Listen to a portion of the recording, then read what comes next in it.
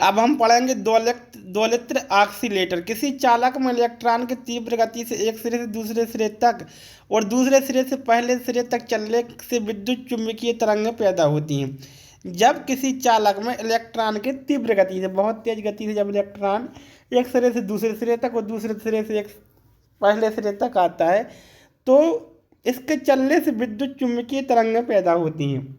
इस प्रकार किसी चालक में इलेक्ट्रॉन की स्पंदन गति ऑक्सीलेशन कहलाती है। किसी चालक में इलेक्ट्रॉन की स्पंदन गति क्या कहलाती है? ऑक्सीलेशन कहलाती है। ठीक है। और इस गति को पैदा करने वाली युक्ति ऑक्सीलेटर कहलाती है। जैसे युक्ति से ये पैदा होती है, इसके लिए इसको क्या कहते हैं? ऑक्सीलेटर कहते हैं। ऑक्सीलेटर के कुछ मुख्य निम्नांकित मुख्य प्रकार निम्नांकित है। Tuned character oscillator, Hartley oscillator, Colpitts oscillator, Clapp oscillator, crystal oscillator, phase shift RC oscillator, multivibrator oscillator, Wien bridge oscillator, neon lamp oscillator, blocking oscillator, master oscillator, beat frequency oscillator आदि। ठीक है। अब आता है diode. Electric current को एक ही दिशा में प्रवाहित करने के लिए डायोड का प्रयोग किया जाता है। डायोड का प्रयोग के लिए किया जाता है? इलेक्ट्रिक करंट को एक ही दिशा में प्रवाहित करने के लिए डायोड का प्रयोग किया जाता है। यह वह युक्ति है जो विद्युत करंट को केवल एक ही दिशा में प्रवाहित करती है। इसके विपरीत अन्य चालक विद्युत को दोनों दिशा में प्रवाहित करने में सक्षम होते हैं। डायोड केवल एक तरफ जो है प्रवाहित करता है। यह एक तरह की इलेक्ट्रॉनिक युक्ति है जिसमें दो इलेक्ट्रॉन होते हैं जिन्हें एनोड और कैथोड कहते हैं। क्या क्या होता है? एनोड और कैथोड, इसमें दो इलेक्ट्रॉन होते हैं। ठीक है। अधिकतर डायोड अर्धचालक पदार्थों, कैसे? अर्धचालक पदार्थों जर्मेनियम, सिलिकॉन, सेलेनियम आदि से बने होते हैं। मुख्य रूप से इनका कार्य इलेक्ट्रॉन की में सिग्नलों को मॉड्यूलेशन, डीमॉड्यूलेशन, ऑक्सीलेशन आदि कार्यों में किया जाता है। डायोड और कैथोड सिरे को यदि नेगेटिव वोल्टेज के साथ तथा एनोड को पॉजिटिव वोल्टेज के साथ जोड़ने पर करंट प्रवाहित होने लगता है और इसे फॉरवर्ड बायसिंग कहते हैं। क्या कहते हैं? फॉरवर्ड बायसिंग कहते हैं। ठीक है। इसके विपरीत यदि कैथोड को पॉजिटिव और एनोड को नेगेटिव सिरे के साथ जोड़ते हैं, उल्टा करते हैं यहाँ पर, तो विद्युत प्रवाह रुक जाता है। इस स्थिति को क्या कहते हैं? Reverse biasing. रिवर्स बायसिंग और फॉरवर्ड बायसिंग। ठीक है। जेनर डायोड का आविष्कार 1934 में क्लोरेंस जेनर ने किया था। मुख्यतः इसका प्रयोग अचानक आए अत्यधिक विद्युत प्रवाह से विद्युत उपकरणों को होने वाली क्षति को रोकने के लिए किया जाता है। या वोल्टेज रेगुलेटर की तरह कार्य करता है। जेनर डायोड क्या करता है?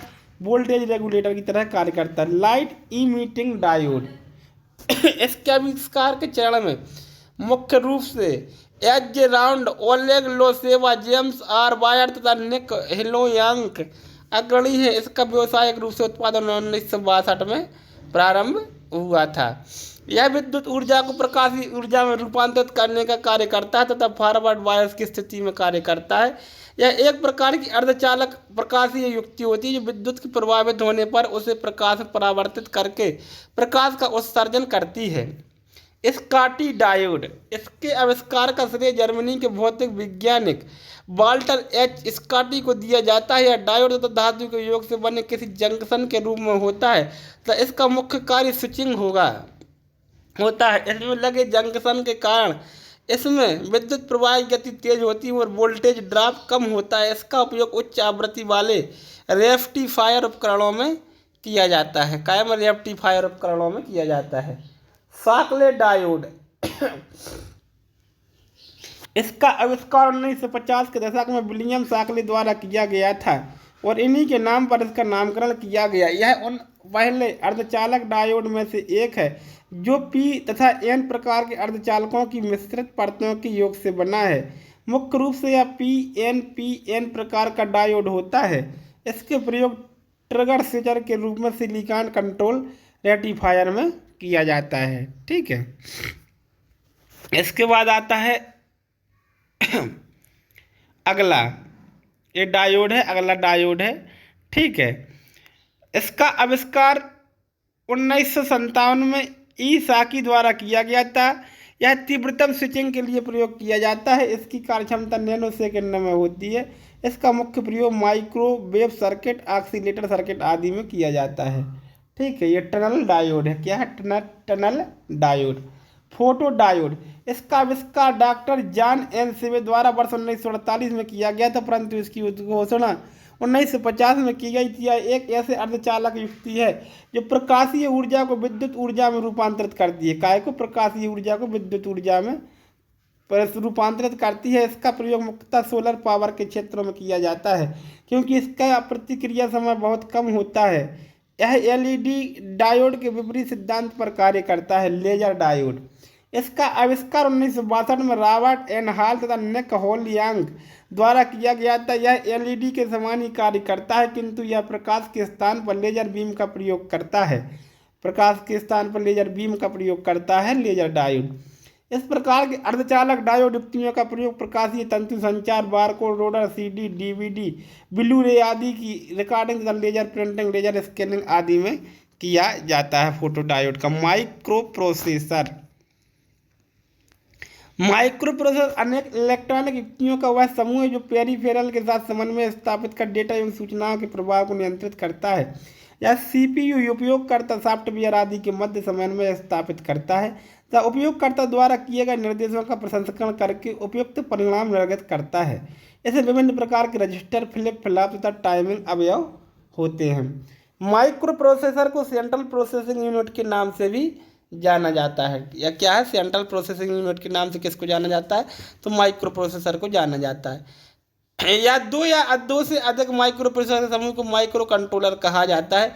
यह कंप्यूटर के अन्य आधुनिक उपकरणों के मुख्य रूप में कार्य करता है। माइक्रो कंट्रोलर, माइक्रो कंट्रोलर एक एकीकृत परिपथ अथवा चिप है जिसमें माइक्रो प्रोसेसर, मेमोरी, इनपुट व आउटपुट घटक आदि अवयव एक ही चिप पर एकीकृत होते हैं।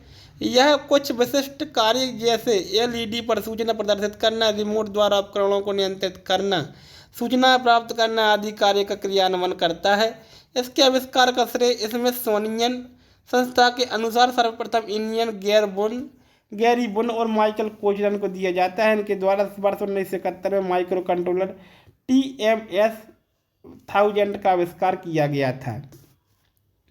ठीक है, इसके बाद आता है माइक्रो कंट्रोलर के अनुप्रयोग। घरेलू क्षेत्र में washing machine, remote, AC, computer, mobile phone आदि में इसका उपयोग किया जाता है। औद्योगिक क्षेत्र में ऑटोमोबाइल, सुरक्षा, अलार्म, रोबोटिक्स, सेंसर्स आदि। अर्धचालक युक्तियाँ, ऐसे ठोस पदार्थ जिनकी प्रतिरोधकता, चालकता एवं कुचालकता के मध्य श्रेणी की होती है वे अर्धचालक कहलाते हैं। श्रेणी में germanium, silicon, cadmium sulphide, gallium arsenide तथा सेलेनियम प्रमुख है। अर्धचालकों की प्रमुख संरचना में दो बैंड होते हैं, जैसे चालन बैंड और संयोजक बैंड कहते हैं। इन दोनों बैंडों के मध्य एक बैंड गैप कट होती है जिसका मान 0 से 6 इलेक्ट्रॉन वोल्ट के बीच होता है। अगला आता है, आगे पढ़ेंगे, आधुनिक युग में प्रयुक्त युक्तियों के मूल में अर्धचालक पदार्थ ही होते हैं। ठीक है, जहाँ पहले डायोड और फिर ट्रांजिस्टर का प्रयोग होता था वहाँ उन सभी को अर्धचालकों ने प्रतिस्थापित किया। विज्ञान और प्रौद्योगिकी के विकास में अहम भूमिका निभाई। अर्धचालक इसके ऊपर पढ़ लेते हैं। विज्ञान और तकनीकी के क्षेत्र में हुई प्रगति में इलेक्ट्रॉनिक्स का बहुत बड़ा योगदान है। दूर संचार, उपग्रह संचार, मनोरंजन के क्षेत्र से लेकर कंप्यूटर, मौसम विज्ञान और नाभिकीय भौतिक जैसे क्षेत्रों में इलेक्ट्रॉनिक उपकरणों का प्रयोग किया जाता है।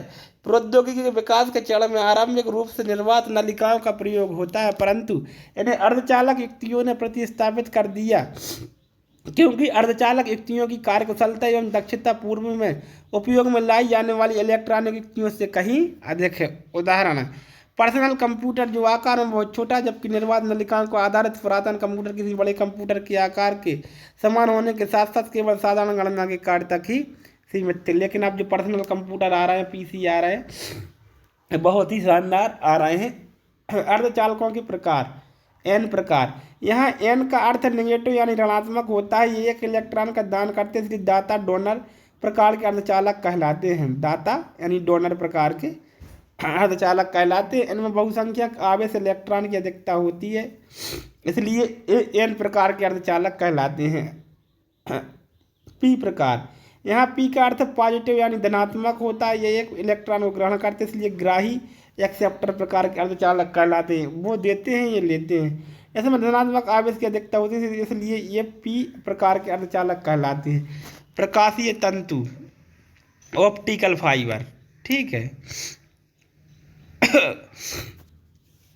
ऑप्टिकल फाइबर कांच एवं प्लास्टिक से निर्मित सूक्ष्म तंतु जिसमें पूर्ण आंतरिक परावर्तन द्वारा संरचना या डेटा को प्रकाश के रूप में संचारित किया जाता है, प्रकाशीय तंतु कहलाता है। ये बेलनाकार ठोस आकृति के होते हैं और इनका व्यास मनुष्य के बाल के आकार का होता है।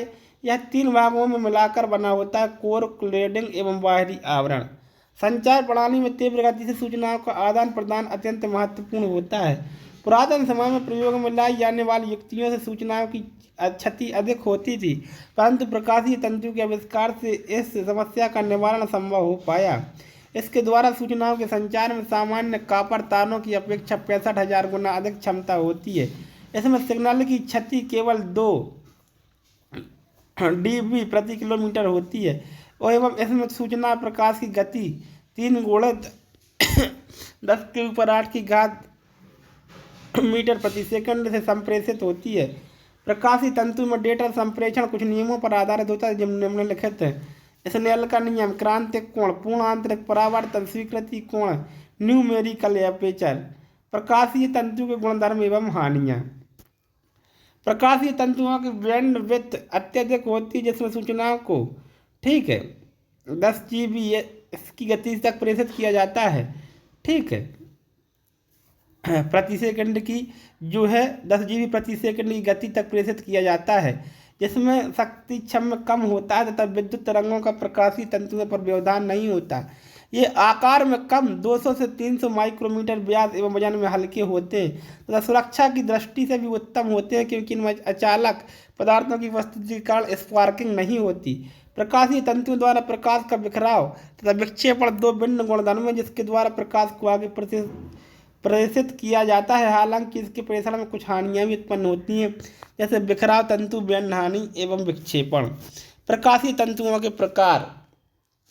प्रकाश किरण विद्युत चुम्बकीय तरंगों के रूप में संचरण करती है। विद्युत एवं चुम्बकीय क्षेत्र पैटर्न प्रकाशीय तंतुओं के सापेक्ष गमन करते हैं। यही पैटर्न संचरण के प्रकार कहलाते हैं। तंतु के प्रकार प्रकाश किरणों की पथ संख्या पर निर्भर करते हैं, जैसे सिंगल मोड तंतु। सिंगल मोड तंतु में प्रकाश किरण एक पथ में ही संचरित होती तथा अधिक दूरी तक संचरण के लिए प्रयुक्त होती है। इसमें लेजर डायोड का उपयोग किया जाता तथा इसकी कोर का व्यास कम होता है, लगभग 8 से 10 माइक्रोमीटर। इसके द्वारा केवल 1300 nm तरंग दैर्ध्य के सिग्नल को ही प्रेषित किया जा सकता है। यह केवल मौलिक सिग्नल को ही प्रेषित करता है। इसमें उच्च गति के संचार होता है क्योंकि डिस्पर्सन या किरणों का फैलाव न्यूनतम होता है। इसका प्रयोग सामान्यतः उच्च गुणवत्ता तथा अधिक दूरी तक सूचनाओं के प्रेषण के लिए होता है। ठीक है दोस्तों, अगला आता है मल्टी मोड तंतु। ठीक है, इसमें प्रकाश किरण कई पथों में संचारित होती है तथा 100 से अधिक विभिन्न प्रकार के सिग्नलों को प्रेषित करती है। इसमें सामान्यतः LED का उपयोग किया जाता है। दोस्तों यहाँ पर थोड़ा सा क्लियर फोटो नहीं आई है तो थोड़ा सा आपको एडजस्ट करना है, तो मैं पूरा पढ़ के बताता जाऊँगा। इसमें कोर का व्यास 50 से 100 माइक्रोमीटर तथा न्यूमेरिकल अपर्चर का मान 0.20 से 0.29 तक होता है। इसमें अधिक बैंडविड्थ के सिग्नल को प्रेषित किया जाता है। इसका उपयोग कम से सामान्य दूरी के लिए होता है। आता है ऑप्टो इलेक्ट्रॉनिक्स। वे सभी इलेक्ट्रॉनिक अवयव जो प्रकाश के सिद्धांत पर कार्य करते हैं ऑप्टो इलेक्ट्रॉनिक्स अवयव कहलाते हैं। इसके द्वारा हम प्रकाश को विद्युत में तथा विद्युत ऊर्जा को प्रकाश ऊर्जा में रूपांतरित करते हैं और इसी सिद्धांत पर कार्य करने वाली युक्तियों को ऑप्टो इलेक्ट्रॉनिक युक्तियाँ कहते हैं, जैसे फोटो डायोड, लेजर डायोड आदि। फोटो डायोड यह 2 टर्मिनल PN जंक्शन युक्ति है जो कि प्रकाश ऊर्जा को विद्युत ऊर्जा में परिवर्तित कर देता है, इसलिए इसे प्रकाशीय डायोड भी कहा जाता है। मुख्य रूप से इसका प्रयोग फोटो चालकों में ऑक्सो कपल्ड युक्तियों आदि में किया जाता है। एलईडी डायोड, यह पीएन जंक्शन डायोड का विशेष प्रकार है जिसके अंतर्गत अग्रबायस की अवस्था प्रकाश को उत्सर्जित करने की क्षमता होती है। इसी गुण के कारण इसे ऑप्टो इलेक्ट्रॉनिक अवयव कहते हैं। विद्युत ऊर्जा को प्रकाश में रूपांतरित करता है तथा सामान्यतः एलईडी लाल, नीला, हरा एवं पीले रंग के प्रकाश का उत्सर्जन करती है एवं अदृश्य प्रकाश उत्सर्जित करने वाली एलईडी इंफ्रारेड तरंगों का भी उत्सर्जन कर सकती है। इसे मुख्यतः गोलियम फास्फोरस एवं आर्सेनिक के द्वारा बनाया जाता है एवं सिलिकॉन एवं जर्मेनियम का भी प्रयोग होता है तथा इन्हीं के मात्रा को परिवर्तित करके विभिन्न प्रकार की तरंगें उत्पन्न की जा सकती हैं। इसका प्रयोग एलईडी प्रिंटर में, डिजिटल घड़ियों में, एम्बेडेड सिस्टम में, एलईडी डिस्प्ले आदि क्षेत्रों में किया जाता है। प्रिंटेड सर्किट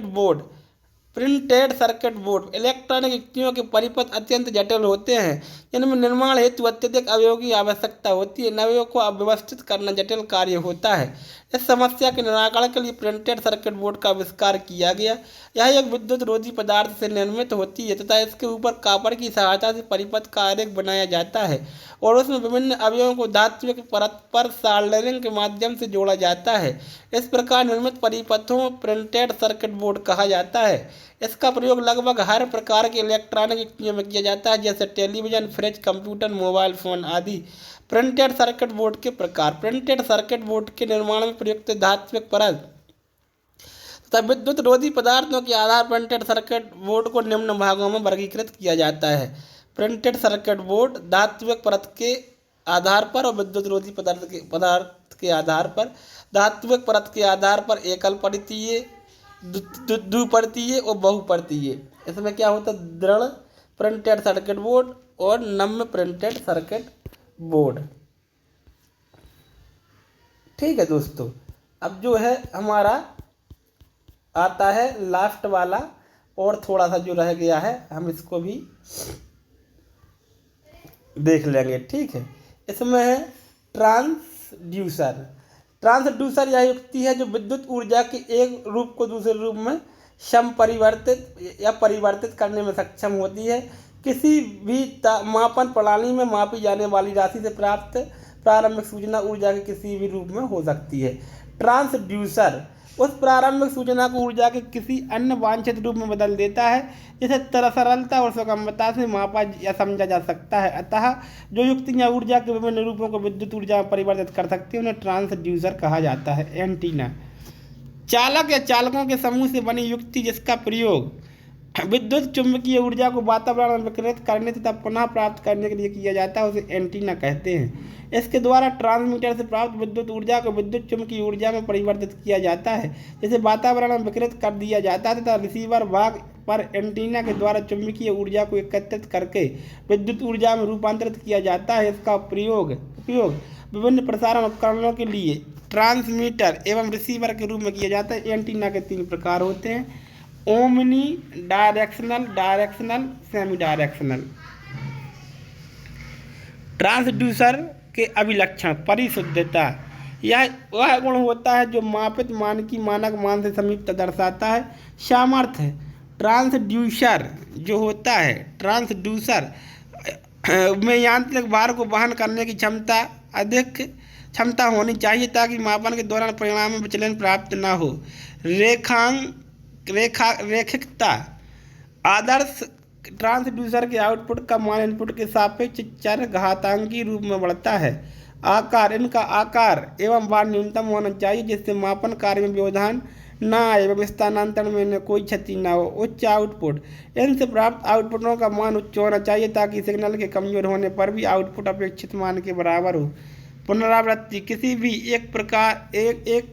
एक इनपुट को बार बार दिया जाए तो आउटपुट का मान प्रत्येक स्थिति में समान होना चाहिए। इस तरीके से हमने इलेक्ट्रॉनिकी को पूरा पढ़ा। अब कुछ भी इसमें पढ़ने के लिए है नहीं और आप इतना पढ़ लेंगे तो आपके नंबर आ जाएंगे।